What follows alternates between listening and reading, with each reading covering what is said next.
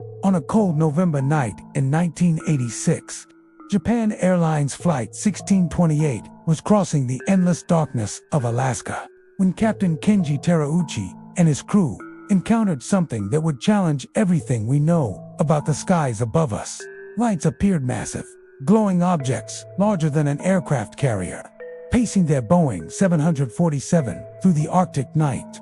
Alaska's skies stretch for thousands of miles with nothing but wilderness below. For pilots, it's both beautiful and isolating, a place where you're truly alone with the elements. But on this particular night, Captain Terauchi, a veteran pilot with over 10,000 flight hours, would discover that perhaps they weren't alone at all. What happened next would become one of the most documented UFO encounters in aviation history, involving not just eyewitness testimony, but radar confirmation from multiple sources and an official FAA investigation that would span months.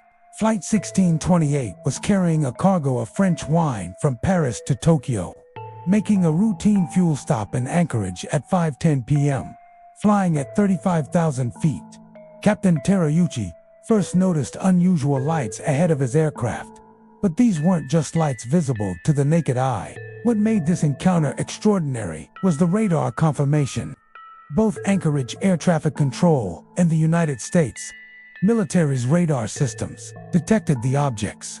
The controllers could see them on their screens and identified targets moving in formation with the Japanese airliner. "We have you, and we also have the target. At 12 o'clock, same altitude," the controller confirmed to Flight 1628. The objects were unjust in the pilot's imagination. They were physically there. Tracked by multiple independent radar systems, Captain Terauchi described two massive glowing orbs that appeared to be pacing his aircraft. These weren't distant lights, they were close, moving with precision and intelligence that defied any conventional explanation. The lights were amber and whitish. Terauchi later testified, "They were flying in front of us, making the same speed as us. The distance was maybe 8 to 10 miles. But the size was enormous, 2 times bigger than an aircraft carrier for nearly 50 minutes. These objects maintained their position relative to the Boeing 747. When Captain Terauchi changed altitude and heading to try to evade them, the objects followed, matching their every move with an almost playful precision. Co-pilot Takanori Tomofuji and flight engineer Yoshio Tsukuda both witnessed the phenomenon, their testimonies corroborating every detail of their captain's account. After landing in Anchorage, Captain Terauchi immediately reported the encounter to the Federal Aviation Administration. What followed was one of the most thorough UFO investigations in official aviation history. FAA Division Chief John Callahan led the investigation, gathering radar data, flight recordings, and detailed interviews with the crew. "We had to investigate it," Callahan later stated. "It was in our airspace. It was confirmed by radar. And we had 3 professional witnesses." The investigation revealed something remarkable. The radar tapes showed the objects performing maneuvers that no known aircraft could execute. They accelerated instantly, changed direction without banking, and moved at speeds that would have destroyed any conventional aircraft. Captain Terauchi was subjected to intense scrutiny, psychological evaluations, and repeated interviews. His reputation as a pilot was impeccable. He had no history of false reports or erratic behavior. Yet what he described seemed to challenge the very laws of physics. Here's where the story takes an even more intriguing turn. Despite the thorough investigation and the compelling evidence, certain aspects of the case were suddenly classified by U.S. officials. John Callahan revealed years later that he was instructed by CIA representatives to never speak publicly about the case. This event never happened.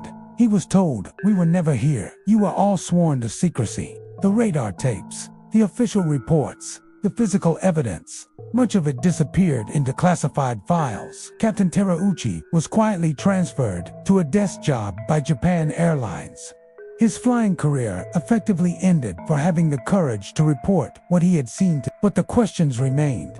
If this was merely a case of mistaken identity or instrument malfunction, why the need for such extreme secrecy? Today, nearly 4 decades later, the Alaska UFO encounter remains one of aviation's greatest mysteries. The official files have been partially released, confirming much of what Captain Terauchi reported. That cold November night, the vast skies of Alaska continued to stretch endlessly above us, holding their secrets in the aurora-painted darkness. Pilots still fly those same routes, crossing thousands of miles of wilderness, alone with their instruments and the infinite night. And sometimes, in the quiet hum of the aircraft engines and the gentle glow of the instrument panel, they might wonder, what else moves through those ancient skies? What other encounters remain unreported, filed away in the shadows of official secrecy? The night sky over Alaska whispers the same mystery it whispered in 1986. And perhaps it always will. Some questions aren't meant to be answered quickly. They're meant to remind us that our world, our universe, still holds wonders that challenge everything we think we know. If you'd like more calm retellings of history's most compelling, unsolved mysteries, join us next time as we explore another story that exists in that fascinating space between the known and the unknown. Until then, keep looking up and keep wondering.